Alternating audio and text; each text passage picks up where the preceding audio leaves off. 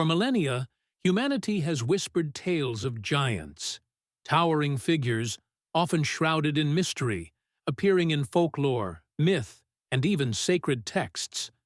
But are these stories mere fantasy, or could they echo a forgotten chapter of our past? Today, we delve into the enigma of the Nephilim, giants of the Bible and beyond. Our journey begins in the ancient Near East, the cradle of civilization. Here, in Mesopotamia, we find some of the earliest recorded myths. The Epic of Gilgamesh, for example, speaks of mighty heroes and demigods, blurring the lines between human and divine. Could these figures be precursors to the giant myths we see later? The book of Genesis introduces us to the Nephilim.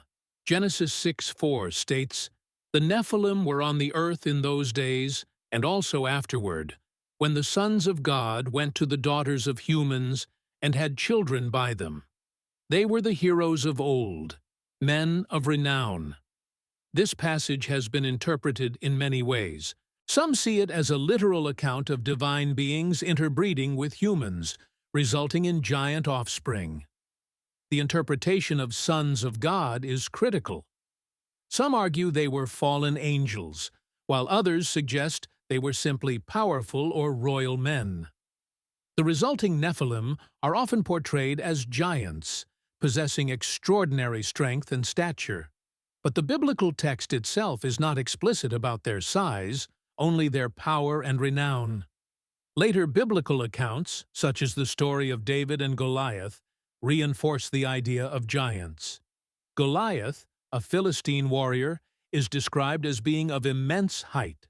Some scholars believe Goliath was a descendant of the Nephilim, a remnant of the pre-flood world.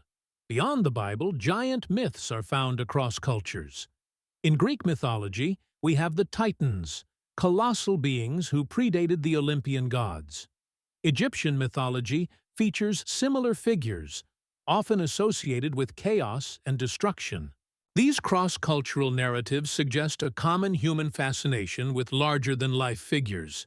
What about physical evidence? Over the years, there have been numerous claims of giant skeletal remains being discovered. However, most of these claims have been debunked as hoaxes or misinterpretations of natural phenomena. While the allure of finding concrete proof is strong, credible scientific evidence remains elusive. If not literal giants, what explains the prevalence of these myths? One possibility is exaggeration. Over time, stories can become embellished, with ordinary individuals transformed into legendary figures. Another explanation is the misidentification of animal bones, particularly those of large extinct mammals. Furthermore, some psychologists suggest that giant myths reflect deep-seated psychological archetypes representing the challenges and fears of humanity. Ultimately, the question of the Nephilim's veracity remains open. For some, the biblical account is a literal truth, a testament to a supernatural past. For others, it is a symbolic narrative, offering insights into human nature and the struggle between good and evil.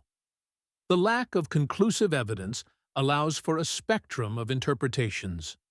Whether fact or fiction, the Nephilim continue to captivate our imaginations. Their story reminds us of the enduring power of myth and the human quest to understand our origins.